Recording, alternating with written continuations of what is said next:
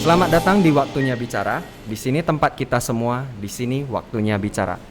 Hari ini kita mau lebih ngobrol-ngobrol soal kedai kopi yang udah mulai marak di Kota Medan. Nah, kebetulan banyak sekali ragam jenis kopi yang dijual. Dari kopi susu, terus ada yang mengklaim menjual kopi specialty, dan beragam bentuk variasi kopi-kopi lainnya. Nah, sebenarnya dengan menjamurnya banyak kedai kopi di Kota Medan ini, apakah memang masih bisa jalan atau mungkin apa sih sebenarnya kendala dan tantangan-tantangan segala macamnya. Nah, maka hari itu Waktunya Bicara mengundang seorang barista, usianya belum 30 tahun, punya pengalaman dari luar negeri, pulang dari Australia for good ke Medan. Nah, kenapa bisa pulang dan segala macam dengan segala pengalaman, tekad dan visinya itu, biarlah nanti narasumber kita yang berbicara. Please welcome Hendrik Tanoto. Selamat pagi Hendrik Tanoto. Halo bro, apa kabar? Gue panggil Bolo aja lah ya izinnya. Nggak biasa gue panggil nama lengkap nih. Oke, jadi Bolo gimana nih ceritanya? Lu perkenalkan dirinya, lu lebih enak sebagai siapa nih, maksudnya sebagai kalau orang nanya ke lu nih, lu siapa sih gitu? Lu pengennya dikenal sebagai apa nih buat ke orang-orang? Kalau saya sendiri sih pengennya dikenal sebagai Bolo ya, betul. Oke. Karena itu nama sudah sangat melekat di diri saya. Kamu pun tahu kan? Jadi, ya. Kalau bicara historinya oke. Ya, seperti itulah. Oke. Nggak, maksudnya dengan profesi lu sekarang, lu lebih senang dikenal sebagai apa nih? Pak barista atau sebagai pemilik coffee shop, kedai kopi maksudnya, atau gimana? Kalau bicara pengen dikenal seperti apa sih, ya barista sih. Barista ya? Barista, betul. Oke. Nah, jadi kan tadi aku sempat singgung nih di awal. Mungkin teman-teman penasaran nih. Berarti Bolo udah pernah nih dari Aussie, ya kan? Betul. Pulang ke Medan. Itu kenapa tuh sebenarnya? Karena pulang ke Medan. Kan di sana sebenarnya secara kehidupan kita bilang nih, kan lebih enak kan? Semua orang tahu loh soal itu. Ya, jadi awal perjalanan kenapa saya bisa ke Australia itu awalnya tahu infonya dari temen. Oke. Namanya Frankie nih. Siap. Nah, jadi setelah saya kan pernah kerja kantoran di Jakarta selama beberapa tahun, dan saya rasa saya nggak nyaman untuk bekerja di belakang komputer. Oke. Ya. Lalu saya mendapat informasi bahwasanya ini nih ada kesempatan kerja di Australia. Kesempatan kerja di Australia. Betul. Nah, saya berpikir, wah ini kesempatan bagus karena yang seperti kita tahu kalau kerja di luar negeri kan uangnya banyak nih. Oh ya, benar. Persepsi selama ini. Dolar loh. Dolar ya. Iya, Jadi betul. Salah satu hal yang buat saya interesting seperti itu karena kalau boleh jujur kerja di kantoran tuh ya nyaman, enak, cuman tidak menghasilkan sih menurut saya. Tidak menghasilkan. Ya, dulu ya pengalaman saya. Oke. Sempat berapa lama tadi? Maaf. Saya di kantoran di Jakarta 1,5 tahun. 1,5 tahun. Ya, Oke. Betul. Dan merasa tidak cukup. Oke. Ya. Terus dengan pengalaman kamu di Aussie ini banyak yang karena kan mungkin karena aku kan kenal Bolo ini ya, buat teman-teman yang belum tahu udah lama. Udah lama banget ya, Bro. Iya. Karena dari satu sekolah juga, terus perjalanan Miel ya, terutama bagaimana dari nol itu juga kebetulan saya dapat ya privilege lah untuk kenal lebih dekat bagaimana rumah yang di Dajam Raya itu. Nah, supaya kita enak nih teman-teman ngikutin historinya pagi ini. By the way, ini ada pertanyaan nih. Ayo, aku langsung ditanya juga ini. Sesinya nih berapa lama? Masa dibatasin nggak? Karena kalau ketemu lu, rasanya bisa ngomong berjam-jam nih. Itu dia masalahnya. Ada dibatasin nggak ya kira-kira? Di Miel aja kan kita jam 6 tutup nih. Kalau aku datangnya sore nih, waduh panjang nih sampai bisa malam. 2 jaman nih. Iya, makanya ini bahaya nih. Aduh, tapi ya itu sih. Memang aku request juga kan podcast ini episode 3 boleh nggak nih sama tim kan kemarin diskusinya, boleh nggak gua ngajak teman gua dulu deh, soalnya episode pertama dan kedua kayaknya udah terlalu serius banget. Sementara aku pengennya podcast ini bisa lebih fluence gitu, maksudnya lebih ke semua orang gitu. Nah, aku enaknya itu kalau ngobrol sama teman-teman itu biasanya ya kayak gini, intonasi dan nggak terlalu kaku gitu. Beberapa feedback dan masukan dari teman-teman juga, lu kaku banget loh di ini, kayak lu jadi orang lain gitu. Jadi itu masukan buat gue mikir kan, ini berkat teman-teman juga pendengar, walaupun belum banyak pendengarnya, walaupun belum banyak, bukan saya mengklaim banyak teman-teman. Jadi di sini saya mendapatkan masukan, akhirnya saya mikir, oke, coba deh yang Bolo dulu. Ini kayaknya seru karena aku tahu personal dia, bagaimana cara berpikirnya juga. Nah, aku merasa pagi ini kalau lu sharing ke gua, ke teman-teman lain, mungkin nih banyak yang bisa belajar dari lu tanpa lu sadarin. Nah, itu makanya kenapa gua siapin pertanyaannya ini. Mudah-mudahan teman-teman yang mendengar itu bisa belajar sesuatu lah pagi ini. Jadi kalau ditanya berapa jam, saya tidak tahu teman-teman. Selamat menikmati. Iya, nggak dibatasin. Oke. Nah, ini siap-siap nih, editornya capek ini. Iya, ini editornya pasti capek. Sorry ya David ya, editor kita. Oke.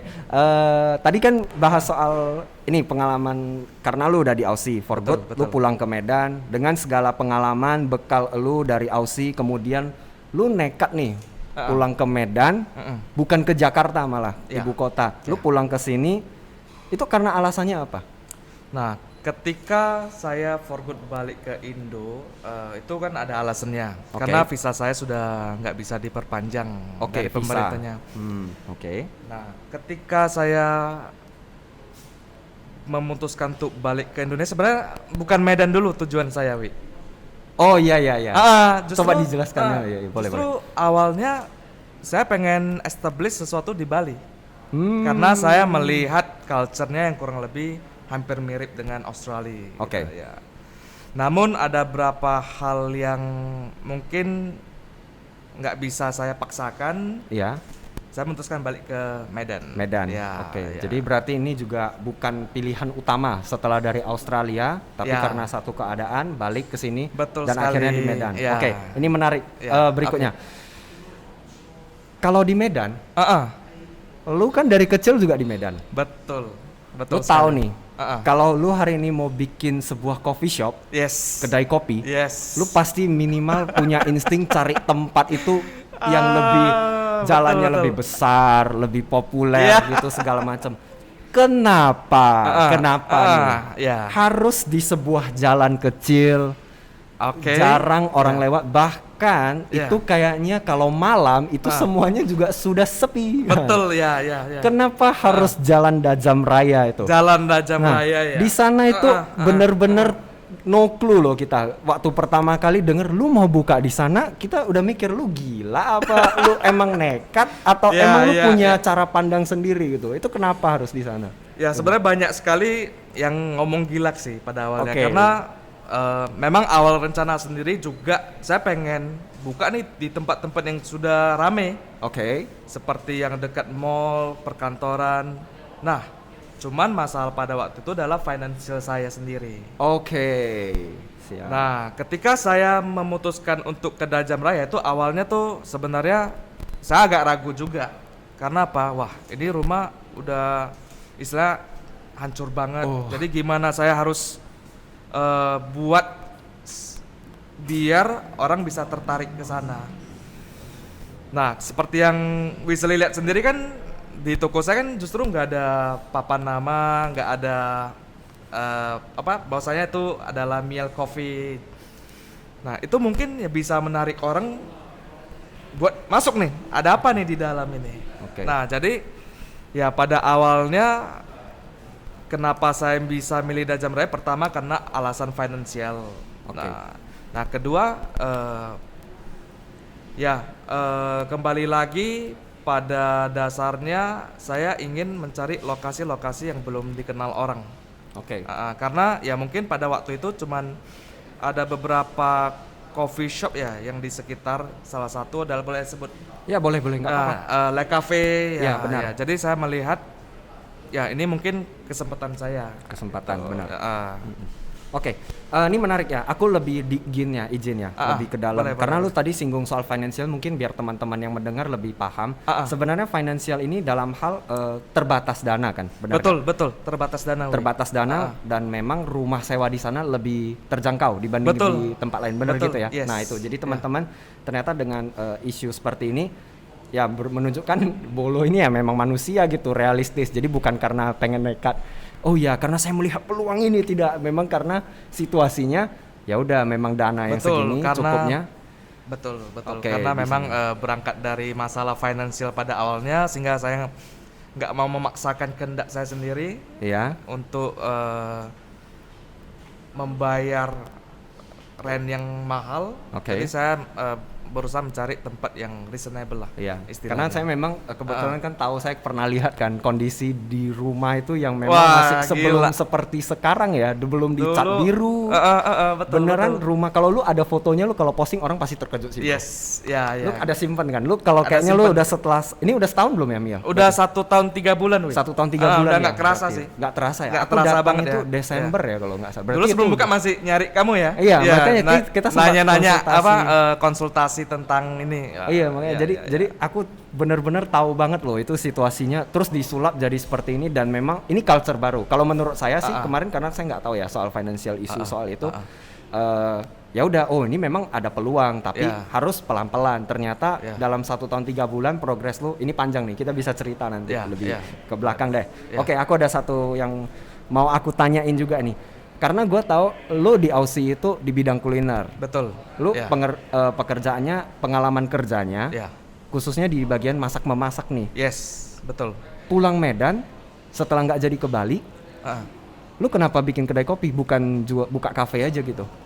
Nah, sebenarnya dulu di Aussie banyak orang tidak tahu bahwa saya awalnya bekerja sebagai buruh kasar, Wi. Jadi saya petugas kebersihan. Saya awalnya masih belum terjun di dunia F&B. Nah, kebetulan ketika saya punya kesempatan buat bekerja di sebuah restoran, saya benar-benar ingin belajar gimana sih cara mereka mengatur manajemennya. Nah, posisi pada awal saat itu adalah sebagai dishwasher atau pencuci piring. Nah, dari sana berangkat saya benar-benar tekun belajar bekerjanya. Nah, namun lalu bos saya notice ini. Loh, ini kok Hen ini kok sepertinya rajin ya. Nah, jadi dia memberikan kesempatan buat saya belajar tentang kopi. Jadi sebelum saya bekerja di dunia masak-masak, saya adalah barista. Oh, berarti lu emang sempat jadi barista setelah dishwasher tadi ya? Pekerjaan tadi. Saya diberi sekolah kopi. Lu dikasih sekolah sama bos lu? Dari bos saya. Ya, betul. Wah, gila. Betul. Itu sekolah kopi dulu masih ini kan, masih mahal kan, buka terjang. Ya, sangat mahal Kan sekali. itu tahun 2000 berapa nih? 2016. 2016. 2016 itu kalau aku nggak salah ingat tuh lagi booming banget tuh kopi Australia. Betul. Sangat booming sekali. Oke, terus lanjutnya gimana tuh setelah jadi barista? Nah, setelah jadi barista, kemudian restoran yang saya bekerja itu kan tutup karena ownernya nggak diberi sewa lagi. Jadi ternyata di Australia ada isu seperti di Medan juga ya? Sama. Nah, jadi kan saya harus mencari pekerjaan lain. Nah, lalu saya masuklah ke suatu tempat restoran namanya Rustica. Jadi Rustica ini adalah salah satu restoran yang benar-benar banyak dikenal orang karena kualitasnya. Nah, jadi ketika saya masuk, saya jadi barista. Saya buat kopi buat customer. Saya belajar lagi gimana caranya buat melayani customer. Karena kan selama ini ketika di tempat dulu saya bekerja kan saya kurang berkomunikasi. Tapi di tempat baru saya diberi keleluasaan nih. Hen, kamu bebas deh kalau mau ngobrol dengan customer. Jadi saya dari sana saya belajar hal baru. Berarti karena itu makanya kenapa ini ya, kalau penilaian gue sendiri sebagai tamu elu nih, customer di Miel, itu gue lihat memang. Dan aku juga dapat ya pendapat dari beberapa teman-teman, apa sih yang bikin lu itu sering ke Miel, karena memang ada satu nilai istimewa yang menurut kita semua nggak terlupakan nih dari Miel ya. Itu karena keramahan lo, super ramah bahkan. Masa sih? Iya serius gua. Bisa Lu aja boleh nih. nanya deh sama temen. Masa? Gua nggak bercanda serius. Itu banyak banget yang bilang lu itu ramah banget. Bahkan lu itu bisa mengingat. Oke lah kalau nama gua karena Oke. kita kenal lama, lu kenal, lu ingat nama gua. Ya. Nama-nama orang baru itu setiap hari kan datang terus tuh pelanggan lu. Betul, Wi. Lu bisa mengingat itu semua. Nah ini gua mikir nih, kan perjalanan lu ini selama setahun lu nggak mungkin setiap hari di sana terus. Bahkan ini kayak Mia lagi buka, lu luangin waktu kan Betul, buat gua ya, sekarang di ya, sini ya. untuk rekam podcast ini. Oke. Sebenarnya lu khawatir nggak sih, lu pernah insecure gitu nggak kalau misalnya dengan seiring tim lu makin gede dan segala macam, nilai-nilai keistimewaan yang lu pernah tawarin nih di Miel waktu pertama kali Ya, ini pertanyaan bisa hilang bagus. nih. Gimana tuh? Kalau namanya insecure pasti ada. Oke. Dalam artian sebenarnya saya lebih insecure ke hal-hal yang di dalam di luar manajemen, sorry. Oke. Contohnya, jadi kalau mau jor-joran bilang sih banyak sekali kekurangan yang ada di Miel ya. Salah satu adalah keterbatasan sarana pendukung. Oke. Nah, seperti kalau misalnya di sana mati lampu, bakal nggak bisa buat kopi karena kita masih belum mengupgrade seperti genset, kelistrikan seperti itu. Oh sampai sekarang belum ada genset ya? Sudah ada, cuman ketika mati lampu itu hanya bisa menarik AC dan lain-lain. Ya sarana karena pendukung wattnya sih. mesin Ya, kopi ya, juga ya, ini ya. kan besar. Ya, jadi gayanya. hal-hal itu yang ketika mati lampu waduh, gimana buat kopi nih? Gimana saya bisa explain ke customer bahwasanya kita lagi ada trouble seperti Oke. itu. Tapi kan kalau misalnya nih kebetulan mungkin buat teman-teman yang belum tahu mungkin ya, kopi itu kan ada juga jenisnya manual brew. Ya, Itu berarti tetap bisa diseduh kan? manual brew masih tetap bisa diseduh. Oke, berarti at least customer yang datang dikasih pilihan. Yes, betul. Nggak betul, sampai operasionalnya semua gitu deh. Ya, Oke, ya, oke. seperti itu. Terus kalau bicara filosofi nih dengan tim lu kan Ya. sempat tadi singgung soal insecure lu pasti ada dan segala macam. Ya. Sebenarnya apa sih yang berusaha lu tanamin filosofi nilai ke tim lu semua ke di Miel? tim gua ya. Jadi Ya. saya selalu berusaha menanamkan nilai kejujuran, terus keuletan dan komitmen. Komitmen. Ya. Oke. Nah, kalau misalnya Wisely tahu, staff saya tuh semua bukan, maksudnya rata-rata itu berasal dari kampung yang jauh-jauh. Ya, ya. Nah, seperti ada yang di Siborong-Borong, ada yang di Nias, ada yang di Brastagi. Nah, ini juga ada ceritanya kenapa saya bisa memilih tim-tim saya yang malah tidak punya pengalaman di belakangnya. Oke. Nah, rata-rata di Miel itu staff saya tuh nggak ada background F&B-nya. Ya bahkan nggak ada sekolah dari kopi lah kita Tidak bilang. ada, sama Tidak sekali ada, kan? zero Benar. experience. Nah itu kenapa tuh? Nah, itu berangkat dari pengalaman dulu saya nih. Jadi saya ketika mau merekrut orang, saya mikir kembali di saya nih. Wah, dulu saya nggak punya pengalaman nih, tapi bos saya nih sangat percaya kepada saya bahwa saya bisa lebih dari orang yang memang misalnya sekolah di sekolah kejuruan. Oke. Ya, jadi ya saya berusaha percaya bahwa setiap orang tuh mempunyai potensi-potensi yang kadang kita nggak bisa tebak nih. Oke. Ya, jadi makanya oleh karena itu ya seperti staff-staff saya tuh memang dari zero experience. Oke lah, kita bilang dari zero experience. Gua agak kontra sedikit lah soal ini.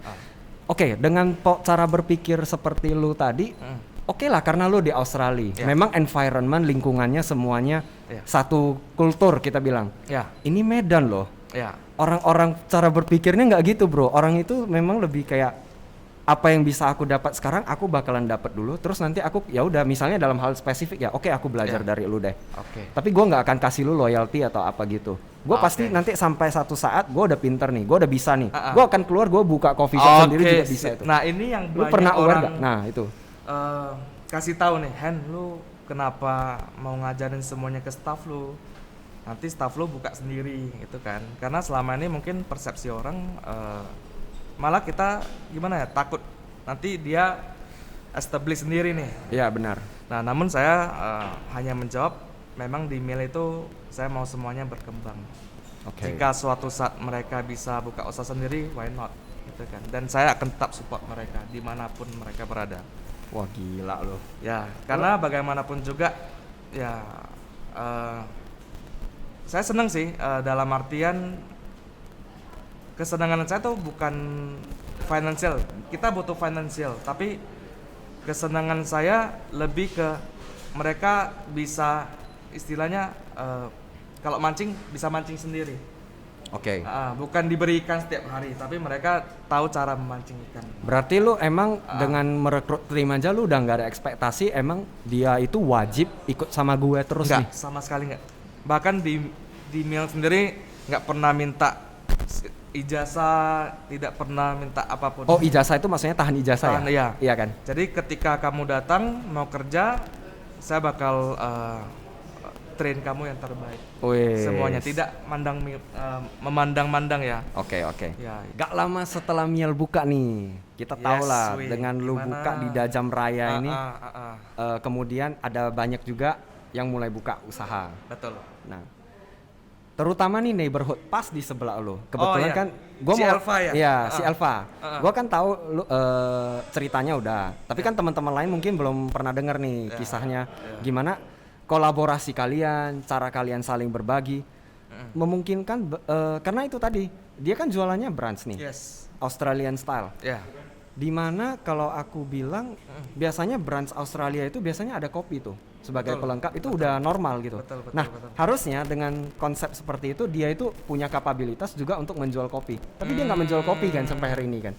Nah, Yang setahu saya sih nggak jual ya. Nah nggak Ya, jual tuh ya. gimana sih kalian bisa sampai ngobrol, kolaborasi dan punya sama-sama punya saling jaga satu sama lain gitu? Oh ya, jadi pada awalnya Elva memang regular customer di Miel. Oke.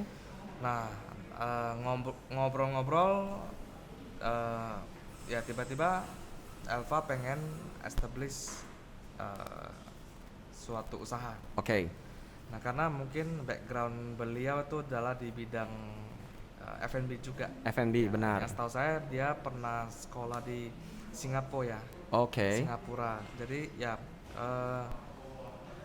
dia punya rencana buat buka usaha makanan nih. Karena saya kan nggak jual makanan. Iya. Nah, timbul ide, yuk kita kolaborasi aja gitu kan. Jadi karena keterbatasan saya dalam kan saya nggak sanggup buat kitchen. Kitchen, ya. Nah, beliaulah yang support. Iya. Soalnya ini menarik, Ah. Bro. Kenapa? Karena budaya orang Medan itu biasanya kalau aku bisa jual apa di satu tempat, aku pasti jualan tuh di semua satu tempat. Ini Jadi kalian itu anomalinya gitu. ini luar biasa sih menurut saya. Saya juga sampai hari ini merasa, wah kenapa saya disupport ya gitu. Nah, bener tuh. Nah, mungkin karena ketulusan kita ya, dalam arti kita ingin yang terbaik buat orang lain juga. Mungkin orang lain bisa menilai. Oke. Nah, sampai hari ini juga saya sangat bersyukur sih. Jadi selama perjalanan saya di Miel, banyak sekali orang-orang yang suportif terhadap saya. Dan saya benar-benar sangat tulus mau berterima kasih kepada semua orang yang terlibat. Wih, keren. Ya. Oke. Sampai hari ini, kayak saya bisa kenal beberapa orang yang hebat seperti Ko Benny, kamu, Ci Elva, Ko Paul dari Le Cafe. Itu berkat support orang seperti itu. Ya, bahkan yang kalau Le Cafe aku masih ingat nih. Ya. Pas lu awal-awal kurang susu, Iya. lu bahkan bisa pinjam loh. Sampai hari ini Dipinjemin. saya sangat amazed sih, bahwasanya selama ini kan stigma tentang orang Medan kan itu ya kita tahu lah Ya, benar. seperti apa. Tapi ternyata nggak seperti itu. Ya, di Malah- level anak mudanya ternyata mulai ada pergeseran Iya, cara iya, pandang. betul loh. Dan itu adalah sebuah harapan bahwasanya Medan itu bisa lebih baik. Iya betul Itu sekali. kenapa ada waktunya bicara?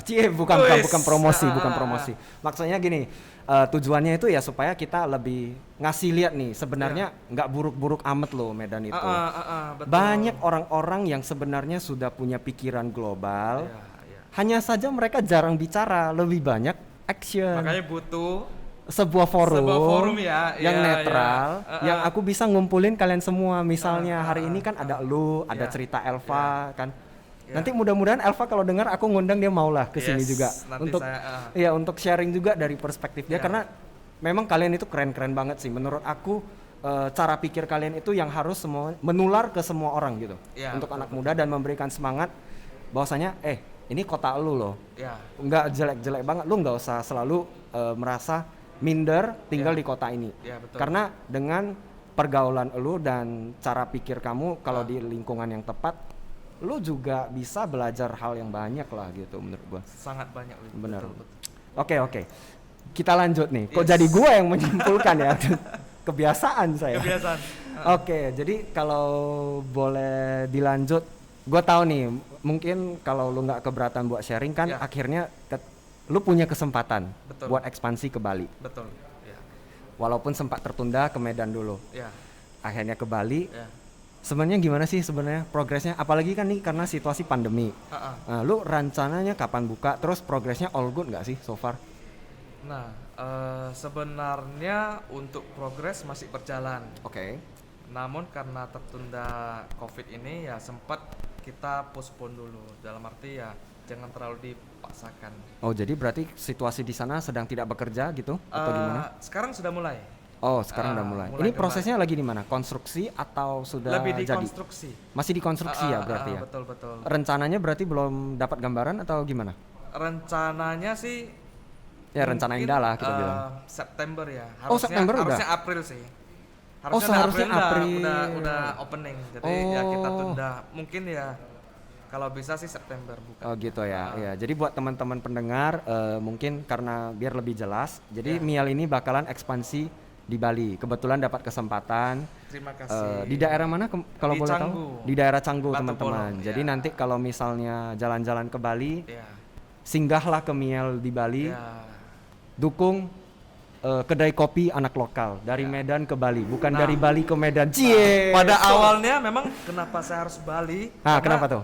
Saya pengen banget nih ada sebuah coffee shop yang di luar kota sendiri. Oke. Kan Di luar ini kota kan, sendiri, siap. Selama ini kan yang saya lihat kan kalau coffee shop kan Medan aja. Oke. Jadi ya memang ini tantangan tersendiri buat saya nih, Wi. Oke. Karena nah salah satu insecure saya bisa nggak ini di Bali. Oke. Tapi berangkat dengan iman saya, dengan keyakinan saya harus nunjukin nih bahwa Medan juga keren. Oke, siap. Ah. Iya. Jadi ya, lu tahu sendiri gue dari sekolah nih nggak pernah punya prestasi seperti apa di sekolah karena dulu ya saya kan biasa-biasa aja. Gitu. Oke. Namun ya mudah-mudahan dengan tekad saya pengen nunjukin nih bahwa saya Medan juga punya sesuatu. Oke, keren. Berarti Jadi itu intinya milestone Mial adalah lah. saya ingin memperkenalkan bukan Mial ya sebenarnya. Jadi kopi dari Medan tuh seperti ini. Oke. Siap. Oke. Lama-lama ini merinding juga ini dengar sesi ini ya. Berat sekali Berat teman-teman. sekali, ya. Terlalu ini. Ya memang sebenarnya lo itu mau dibilang lo itu idealis atau pragmatis sih sebenarnya? Kalau mau dibilang ya, saya lebih ke idealis sih. Lo ke idealis ya? Ya, Wah gila sih lo. Visi misi ya, saya orangnya kalau lebih visi misi sih. Oke, lo lebih ke visi misi Ah. dan emang ya itu terbukti sih dari yang lo kerjain dari perjalanan lo ya. Jadi memang teman-teman mungkin mudah-mudahan yang mendengar sesi kita ngobrol hari ini bisa ngelihat gimana orang yang memang punya idealis itu bisa mewujudkan mimpinya. Tapi lo harus siap dengan segala sakit-sakitnya juga. Lu jangan mikir enaknya aja gitu kan. Kayak lu tadi lu sempat dari dishwasher, terus jadi barista, Ya, masuk ke frontliner lah kita Ya, bilang ya, kan. ya, Terus ya. kemudian balik lagi pulang punya kedai kopi sendiri dan sekarang malah udah ekspansi mau ke Bali dalam 1 tahun 3 bulan gitu. Waduh itu gila loh, itu kayak rapid banget loh, lebih kenceng dari rapid test loh itu. Untuk sebuah kedai kopi ya. Ya. Oke. Jadi sebenarnya gue mau ke arah closing nih, udah mulai ke closing deh, ya kan. Kalau enggak nanti kepanjangan ya. kita ngobrolnya kemana-mana, Betul, pendengar juga bosen. Gue punya satu pertanyaan yang menurut aku ini sering dibicarakan soal benar salahnya. Ya. Netizen ini sering mempermasalahkan mana yang tepat, mana yang tidak tepat. Nah, gue mau minta Seperti apa pandangan. nih? Nah, Ya. makanya gue mau minta pendapat lu nih. Ya, baik. Pendapat lu banget lah gitu, yang Ya. personal gitu. Ya. Komentar lu soal kopi A lebih baik dari kopi B. Misalnya nih, kita nggak sebut Ya. merek, kopi Ya. Duyung kita bilang, Ya. yang udah terkenal gitu. Ya. Atau kopi sachet, sempat viral kan dulu kan, sempat hits dibicarakan. Itu nggak lebih baik dari specialty coffee loh. Kayak misalnya yang disajikan oleh Miel, misalnya Pilastro misalnya. Ya. Apa.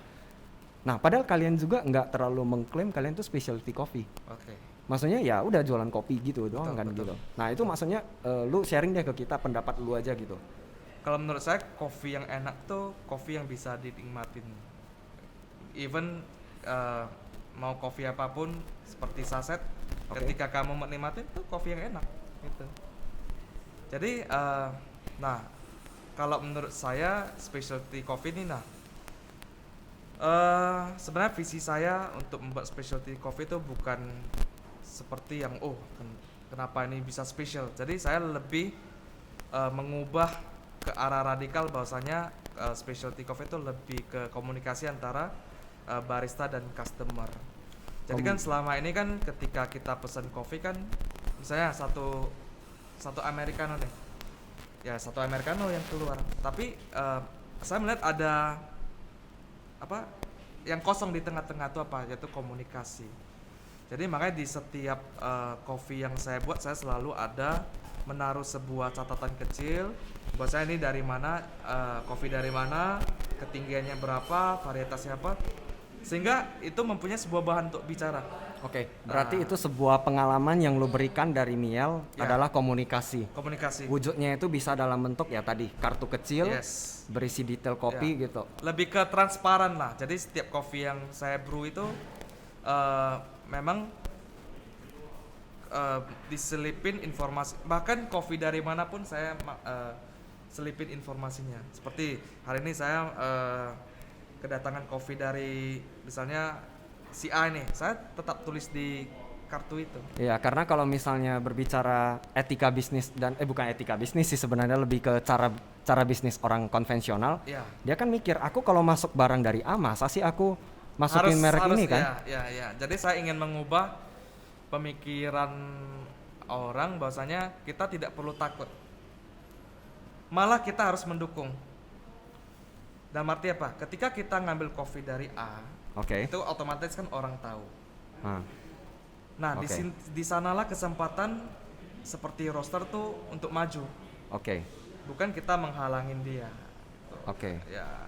Jadi saya ingin support semua orang yang terlibat. Mau dari petani, mau dari roasternya, mau dari siapapun itu, ketika saya brew, saya akan beri informasi tentang segalanya. Jadi ketika customer mau nanya, resepmu apa sih? Saya selalu berikan. Saya nggak pernah nutup-nutupin karena menurut saya itu specialty itu ya seperti itu, mengutamakan kejujuran dan transparansi. Gila, keren banget, gila merinding gua, gila ini di Medan ya gua rekamnya ya, gila kok bisa memang, ya ada culture-nya mungkin dari dulu culture yang saya dapatkan seperti itu. Ketika saya duduk di coffee shop orang pun, orang bakal beritahu. Nah, ini yang membuat pemikiran saya, oh ternyata seperti ini, enak loh. Dalam arti kita bisa berteman. Lu berapa lama sih di Australia? Kurang lebih hampir 2 tahun nih. Dengan 2 tahun cara pikirnya bisa seperti itu. Baiklah para orang tua, dipertimbangkan yang mau menyekolahkan anaknya ke luar negeri. Tapi tidak menjadi jaminan tentunya. Ya bercanda ya teman-teman. Oke dah, kita ke penutup deh mungkin supaya nggak terlalu panjang juga. Baik. Kasih pesen dong ke teman-teman, mana tahu nih pendengar-pendengar waktunya bicara ada yang masih anak muda, masih kuliah atau baru tamat sekolah nih. Mereka biasanya punya visi dan idealisme yang tinggi. Gue yakin gue bisa ini, ABCD.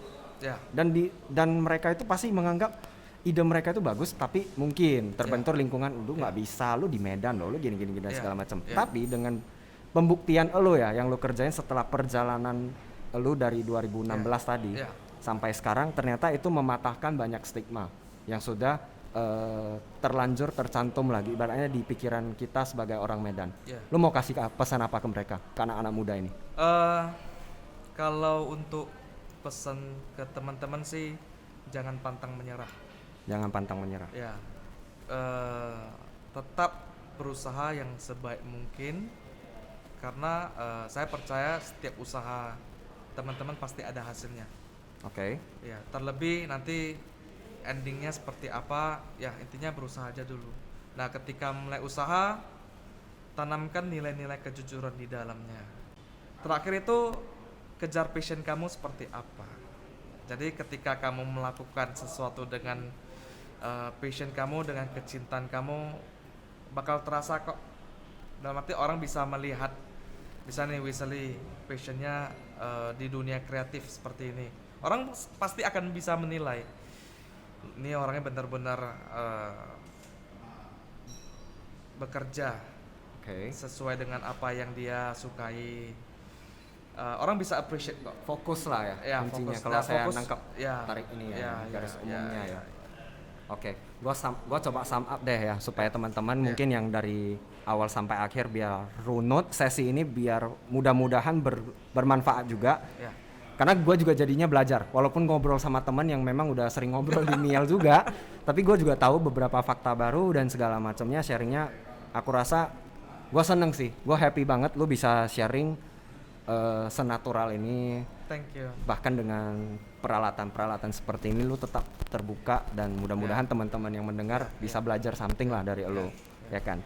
Jadi memang yang gue nangkap dari sini, walaupun seseorang mulai dari nol dengan perjalanannya kayak misalnya dari buruh kasar, dari seperti pencuci piring dan segala macam, sampai akhirnya menjadi pemilik kopi, bahkan sudah mau ekspansi. Aku merasa rangkaian perjalanan ini semua menjadi sebuah pembelajaran buat kita bahwasanya memang dalam hidup itu untuk mencapai sesuatu kita itu terlalu sering dibuai dengan yang enak-enak di atas ini, tapi kita selalu lupa dengan progres, hard work kita, perjuangan kita, bagaimana menyulap rumah tua tadi menjadi sebuah Miel di Jalan Dajam Raya.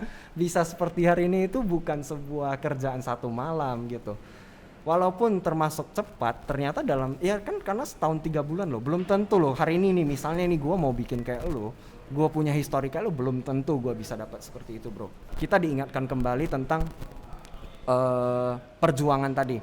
Terus nilai-nilai dalam berbisnis tadi yang aku dapat itu keren banget menurut aku, yang mulai hilang di pemikiran kita kebanyakan sebagai anak muda itu soal kejujuran, keuletan, dan komitmen. Itulah yang ada ditanamkan, yang dicoba ditanamkan oleh si Bolo tadi di Miel, kita bilang, ya kan. Terus soal ketulusan juga, lalu juga bagaimana mengubah komunikasi sebagai nilai jual.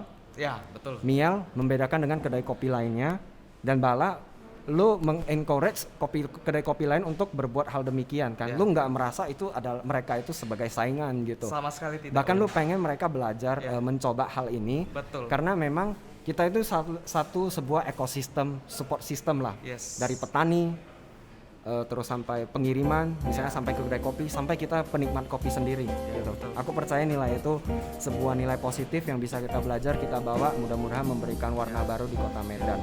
Thank you, Thank Bolo. you Wesley. Udah luangin waktunya Makasih pagi banyak. hari ini. Ya.